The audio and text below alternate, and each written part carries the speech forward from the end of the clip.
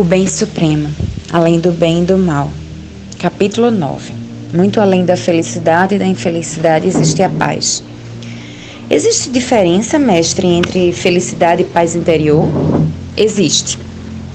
A felicidade depende de circunstâncias consideradas positivas, ao passo que a paz interior não precisa delas.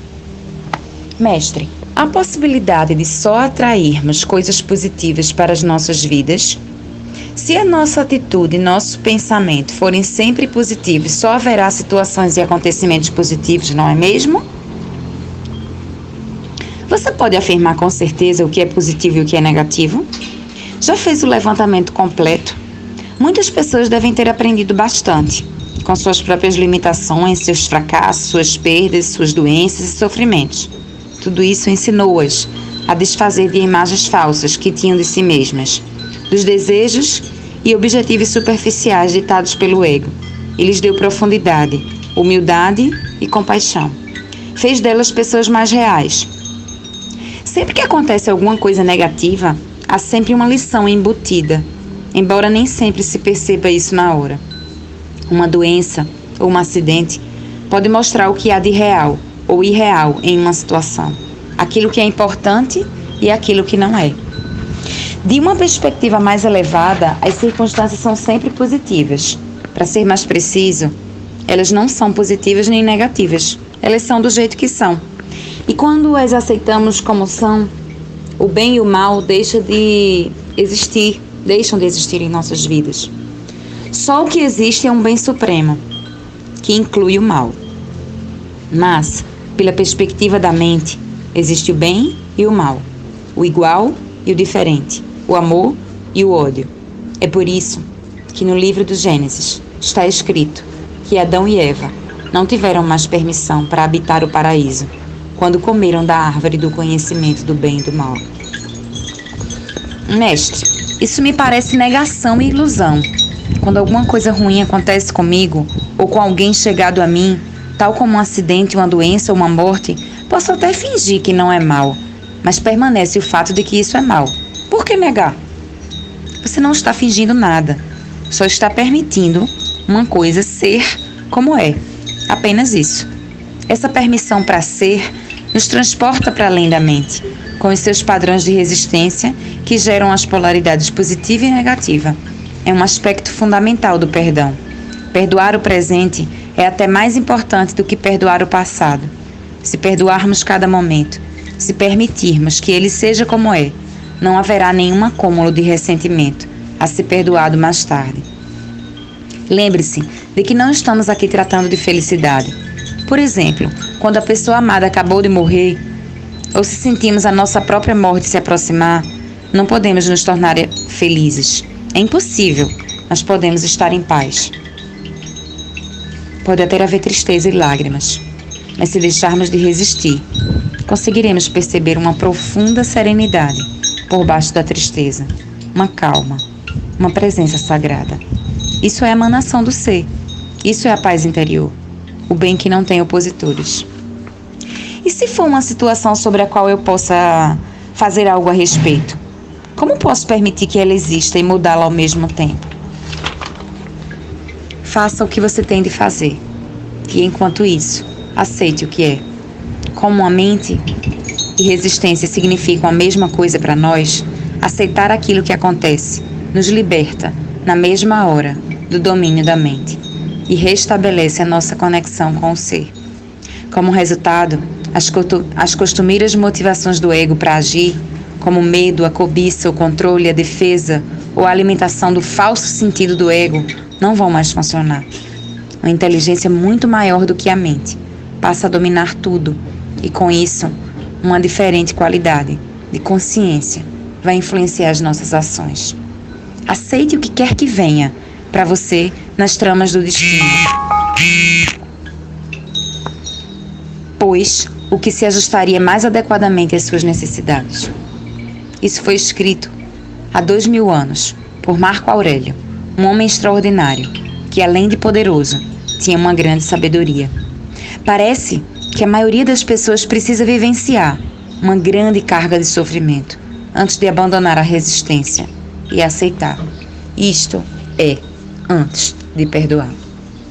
Com o perdão, acontece o milagre do despertar da consciência do ser, através do que aparenta ser o mal, a transformação do sofrimento em paz interior. Todo o mal e todo o sofrimento do mundo vão nos forçar a descobrir quem somos realmente. Assim, aquilo que de uma perspectiva limitada percebemos como mal é, na verdade, parte de um bem maior que não tem opositores. Entretanto, isso só se torna uma verdade através do perdão. Sem ele, o mal permanece como mal. Através do perdão, que significa reconhecer a falta de consistência do passado e permitir que o momento presente seja como é, acontece o milagre da transformação. Não só no lado de dentro, mas também do lado de fora. Um espaço silencioso de uma presença intensa surge dentro de nós e à nossa volta. Quem quer e o que for que penetre no campo da consciência será afetado, algumas vezes de forma clara e imediata, outras em níveis mais profundos, com mudanças só notadas algum tempo depois. Você dissolve a discórdia, cura o sofrimento, desfaz a inconsciência, sem fazer nada, simplesmente sendo e sustentando essa frequência de presença intensa. O fim dos dramas em sua vida. Nesse estado de aceitação e paz interior, pode aparecer alguma coisa na vida para ser chamada de má? Da perspectiva da consciência comum? Muitas das assim chamadas coisas más que nos acontecem na vida são devidas à inconsciência. Elas são criadas por nós, ou melhor, são criadas pelo ego. Refiro-me a isso às vezes como drama. Quando restabelecemos a conexão com o ser e não deixamos mais a mente governar, paramos de criar essas coisas. Mas há muitas pessoas que se apaixonam pelos seus dramas particulares de vida. Identificam-se com suas histórias. O ego governa a vida delas. Investiram nele todo o seu sentido de eu interior. Até mesmo a busca de uma resposta, de uma solução ou de uma cura se torna parte dele. O que mais temem é que seus dramas tenham um fim. Enquanto essas pessoas forem à mente, seu maior medo será o próprio despertar. Quando vivemos em completa aceitação do que é, todos os dramas da nossa vida chegam ao fim. Ninguém consegue ter a mais leve discussão conosco. Não importa quanto tente. Não se pode discutir com alguém completamente consciente. Uma discussão implica uma identificação com a mente e uma determinada posição mental, tal como resistência e reação às posições de outra pessoa. O resultado é que as polaridades opostas ficam mutuamente energizadas. Esses são os mecanismos da inconsciência. Ainda podemos estabelecer o nosso ponto de vista de modo claro e firme, mas não haverá nenhuma força reagindo ao mundo, nenhuma defesa e nenhuma agressão. Assim, não se transformará em um drama. Quando estamos completamente conscientes, deixamos de estar em conflito. Ninguém que esteja em unidade consigo mesmo consegue pensar em conflito. Diz o livro A Course in Miracles, um curso em milagres. O livro se refere não só ao conflito com outras pessoas, mas fundamentalmente ao conflito dentro de nós, que deixa de existir quando não há mais nenhum desacordo entre as buscas e expectativas da nossa mente e aquilo que é. A impermanência e os ciclos da vida. Enquanto permanecermos na dimensão física e em conexão com a psique humana coletiva, o sofrimento, embora raro, ainda pode acontecer. Não devemos confundi-lo com o sofrimento emocional. Todo sofrimento é criado pelo ego e fruto de uma resistência. Além disso, nessa dimensão, ainda nos sujeitamos à natureza cíclica e à lei da impermanência de todas as coisas. Mas já não vemos mais o sofrimento como uma coisa má. Ele simplesmente é. Ao permitir o existir de todas as coisas, uma dimensão mais profunda, por baixo do jogo dos opostos, se revela para nós como uma presença permanente, uma serenidade profunda e estável, uma alegria sem motivos, que se situa além do bem e do mal. Essa é a alegria do ser, a paz de Deus.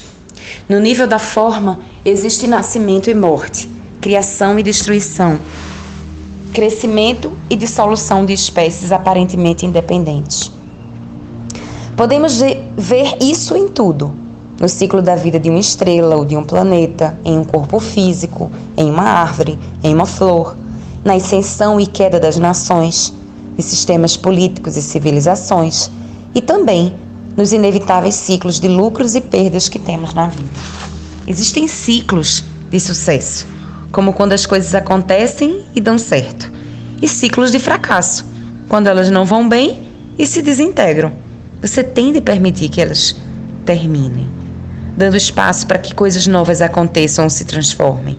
Se nos apegamos às situações e oferecemos uma resistência nesse estágio, significa que estamos nos recusando a acompanhar o fluxo da vida e que vamos sofrer. Não é verdade que o ciclo ascendente seja bom e o ciclo descendente seja ruim, a não ser o julgamento da mente. O crescimento é, em geral, considerado positivo, mas nada pode crescer para sempre. Se o crescimento nunca tivesse fim, poderia acabar com algo monstruoso e destrutivo.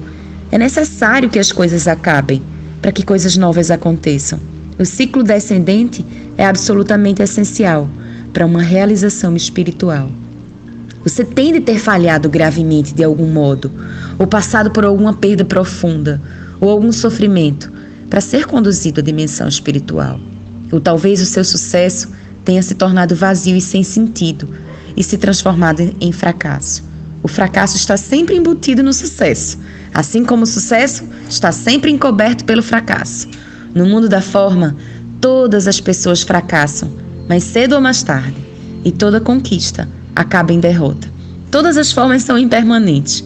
Você pode ser ativo e apreciar a criação de novas formas e circunstâncias, mas não se sentirá identificado com elas. Você não precisa delas para obter um sentido de eu interior. Elas não são a sua vida. Elas pertencem à sua situação de vida. Nossa energia física também está sujeita a ciclos. Não consegue estar sempre no máximo. Teremos momentos de baixa e de alta energia. Em alguns períodos, estaremos altamente ativos e criativos, mas em outros, tudo vai parecer estagnado. Teremos a impressão de não estarmos indo a lugar nenhum, nem conseguindo nada. Um ciclo pode durar de algumas horas a alguns anos. E dentro dele pode haver ciclos longos ou curtos. Muitas doenças são provocadas pela luta contra os ciclos de baixa energia, que são fundamentais para a renovação. Enquanto estivermos identificados com a mente, não poderemos evitar a compulsão de fazer coisas e a tendência para extrair o nosso valor de fatores externos, tais como as conquistas que alcançamos. Isso torna tão difícil ou impossível para nós aceitarmos os ciclos de baixa e permitirmos que eles aconteçam. Assim, a inteligência do organismo pode assumir o controle como uma medida autoprotetora e criar uma doença, com o objetivo de nos forçar a parar, de modo a permitir que uma necessária renovação possa acontecer. A natureza cíclica do universo está intimamente ligada à impermanência de todas as coisas e situações. Buda fez disso uma parte central de seu ensinamento. Todas as circunstâncias são altamente instáveis e estão em fluxo constante. Ou como ele colocou, a impermanência é uma característica de cada circunstância e cada situação com que vamos nos deparar na vida. Elas vão se modificar, desaparecer ou deixar de proporcionar prazer. A impermanência também é o ponto central dos ensinamentos de Jesus.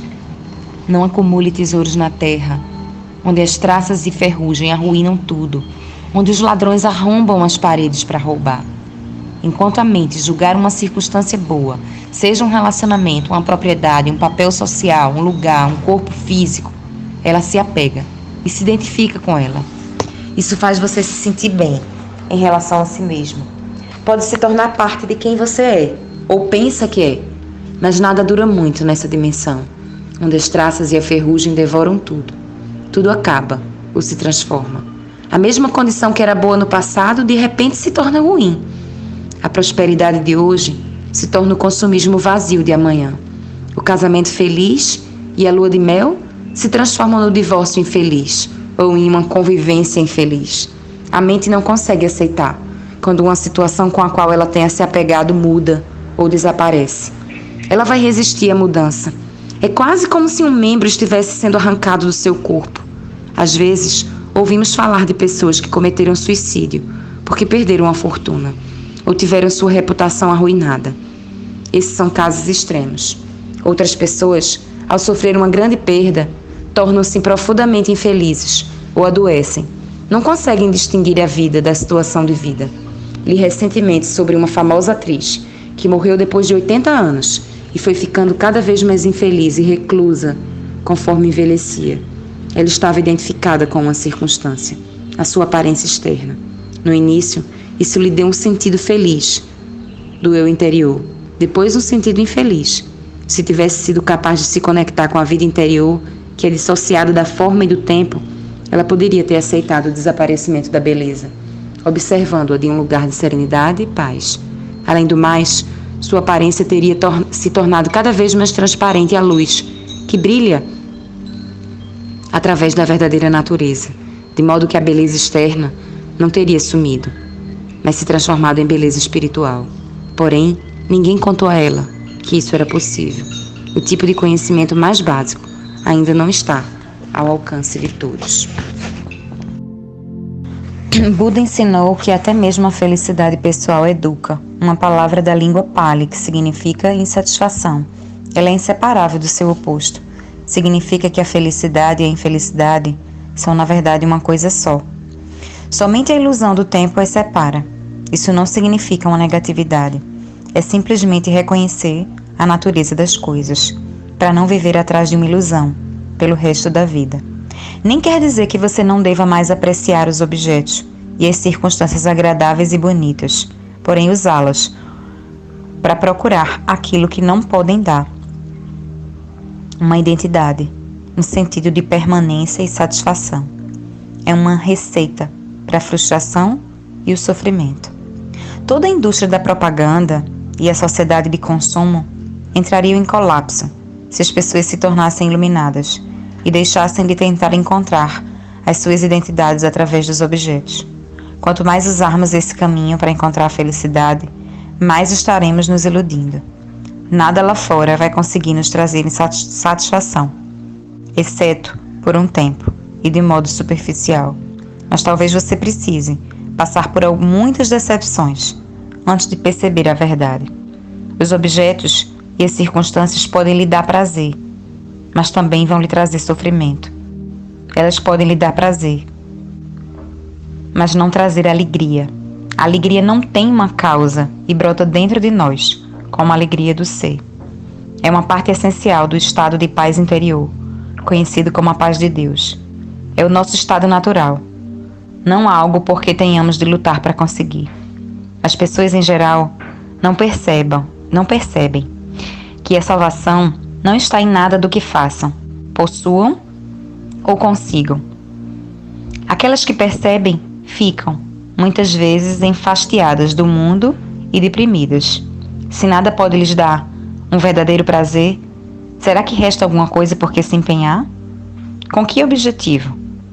O profeta do Velho Testamento deve ter chegado a essa conclusão quando escreveu: tenho visto tudo o que se faz debaixo do sol, e eis que tudo é vaidade e uma luta contra o vento.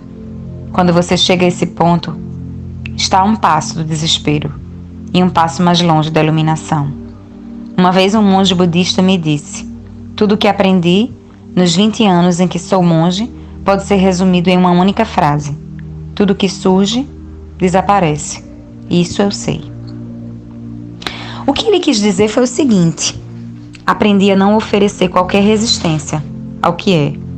Aprendi a permitir que o momento presente aconteça e a aceitar a natureza impermanente de todas as coisas e circunstâncias. Foi assim que encontrei a paz. Não oferecer resistência à vida é estar em estado de graça, de descanso e de luz. Nesse estado, nada depende de as coisas serem boas ou ruins. É quase paradoxal, mas como já não existe mais uma dependência interior quanto à forma, as circunstâncias gerais de sua vida, as formas externas, tendem a melhorar consideravelmente. As coisas, as pessoas ou as circunstâncias que você desejava para a sua vida vêm agora até você sem qualquer esforço, e você está livre para apreciá-las enquanto durarem. Todas essas coisas naturalmente vão acabar. Os ciclos virão e irão, mas com o desaparecimento da dependência, não há mais medo de perdas. A vida flui com facilidade. A felicidade que provém de alguma coisa secundária nunca é muito profunda. É apenas um pálido reflexo da alegria do ser, da paz vibrante que encontramos dentro de nós ao entrarmos no estado de não resistência.